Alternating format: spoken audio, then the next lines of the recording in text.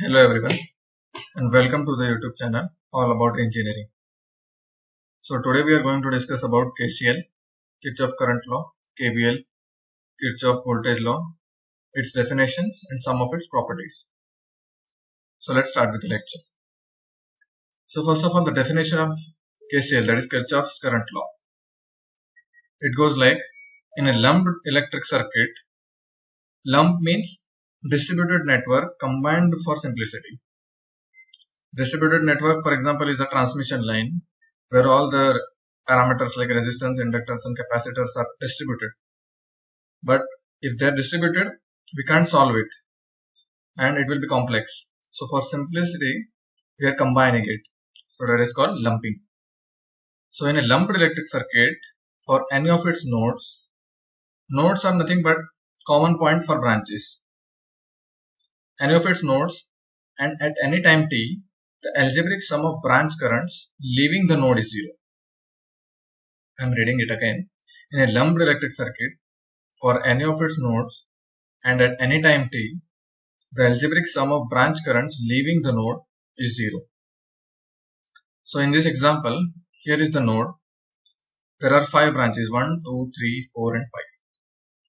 So out of the 5 branches, I1 and I2 are entering. So we will take it as negative because we have defined that leaving currents as positive. So we will take leaving currents as positive. So I1 and I2 are entering. So they will be negative. While the leaving currents are I3, I4 and I5. So by KCL, summation of leaving currents is 0. So here I1 and I2 are entering. So it is minus I1 minus I2 plus I3 plus I4 plus I5 is equal to 0. Therefore I1 plus I2 is equal to I3 plus I4 plus I5.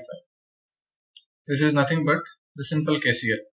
The currents which are leaving, that we are taking as positive, and the currents which are entering, we are taking as a negative. So this is simple KCL definition. Now here KCL always defined at a node. KCL, Kirchhoff's current law, is always defined at a node only. So here there are two types of nodes in network theory. One is the simple node and another is the principal node. So what is simple node? Simple node is nothing but it is an interconnection of only two branches. There will be only two branches in simple node. For example, I1 and I2 will be there. These three will not be there. So I1 and I2 will be connected at a common point, which is called a node, which is also called a simple node. So only two branches are connected in a simple node. Whereas in a principal node, it is an interconnection of at least 3 branches. There should be minimum 3 branches. So here this example is nothing but an example of a principal node. There are more than 3 branches. There should be at least 3 branches in a principal node. So at this point of time, let us take some properties of this Kirchhoff's current law, that is KCL. There are two properties basically. First is that the KCL is independent of the nature of elements connected to the node. The elements can be linear, non-linear, active, passive, bilateral, unilateral, time varying, time invariant, etc. It is independent of the nature of elements connected. For example, in this case, here in this figure, R, L, C are linear. Here R, L and C, they are all linear, passive, bilateral, time invariant. While I of t, that is the current source here, is a non-linear, active, unilateral, time varying element. So whatever may be the elements connected, KCL is independent of those elements, the nature of those elements. So this is the first property of the KCL. Second property is, since there is no accumulation of charge at any node, the charge at any node won't get accumulated in KCL. So KCL expresses the conservation of charge at each and every node in a lumped electric circuit. Conservation of charge will be there at each and every node in a lumped electric circuit. This is a second property of a KCL. So this was a very simple concept, but a very important concept as far as network theory is concerned. Next is the KVL, that is Kirchhoff's voltage law. Now Kirchhoff's voltage law is always defined in a loop. or a mesh, that is in a closed path. For KVL to be applied, there should be a closed path compulsory. So the definition of KVL goes like, in a lumped electric circuit, for any of its loops and at any time t, the algebraic sum of branch voltages around the loop is 0. The algebraic sum of the branch voltages around the loop is 0. So here in this circuit, by KVL, the summation of branch voltage will be 0. So what the expression will be, there are two types of expression. I will go one by one.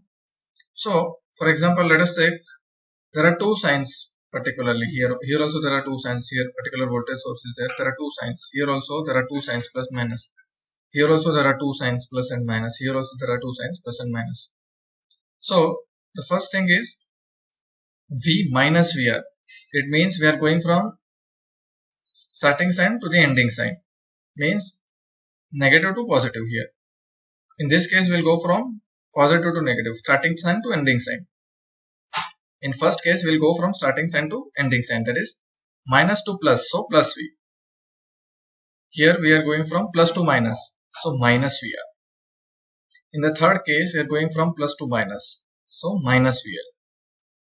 Here we are going from plus to minus, so minus VC is equal to 0. The summation of algebraic sum of branch voltages will be around the loop is 0.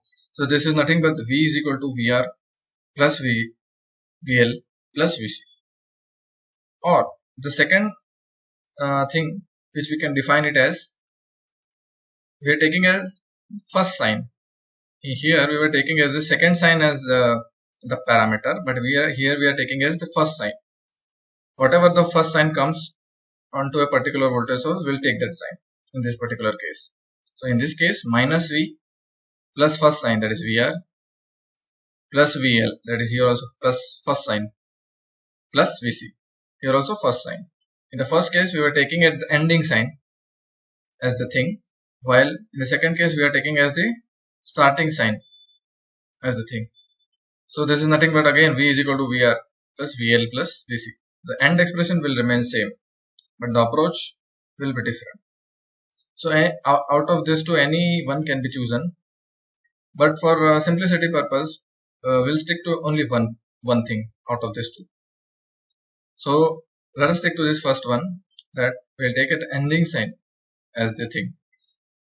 We'll consider the ending sign, that is in this case the ending sign is plus, in this case the ending sign is negative, in this case the ending sign is negative, here the ending sign is negative, that will take. Okay, so here I have written any way from above two can be chosen. Make sure you choose one and stick to it, otherwise confusion may arise.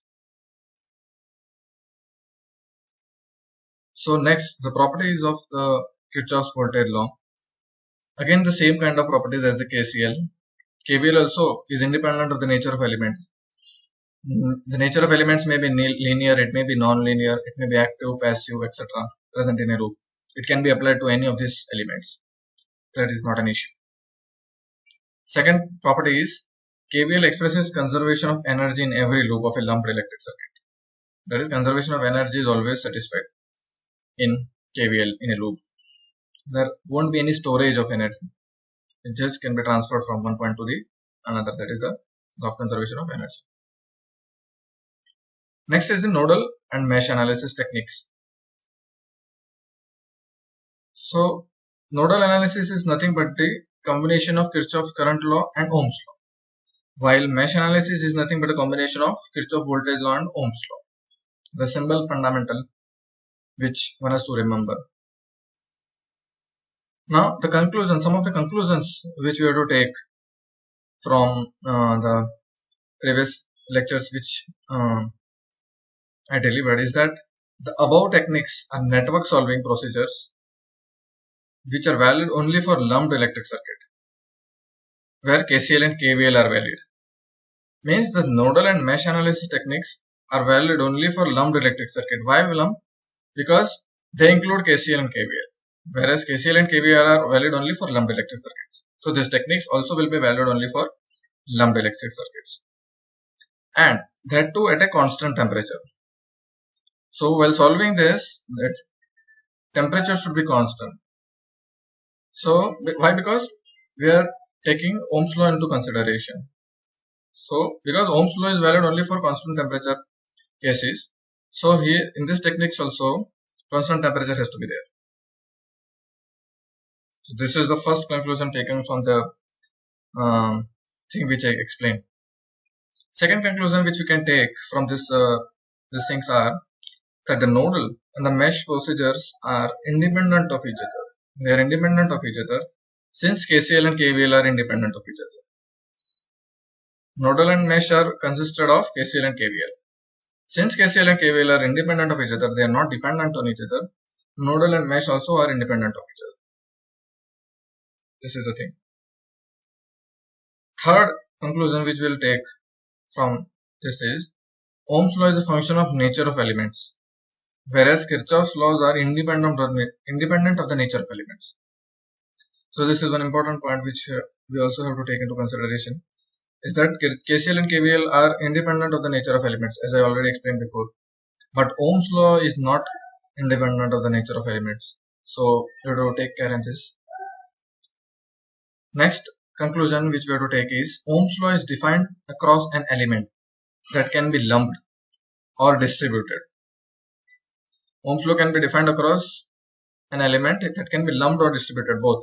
But Kirchhoff's laws are defined only for lumped electric circuits. One is at node and another is in loop or mesh. So Ohm's law is defined for both lumped and distributed, while Kirchhoff's laws are defined only for lumped circuits. And the last conclusion which we'll take from this thing is the Ohm's law is not applicable for active elements like sources, for example generators, since voltage and current relation is non-linear in this case. Wherever voltage and current relation is non-linear, we can't apply the Ohm's law, because Ohm's law is applied only for the linear elements. It is applicable only for linear passive elements. Ohm's law is applicable only for linear passive elements like R, L, C, where the voltage and current relation is linear. So this was some definitions and some conclusions related to KCL and KVL.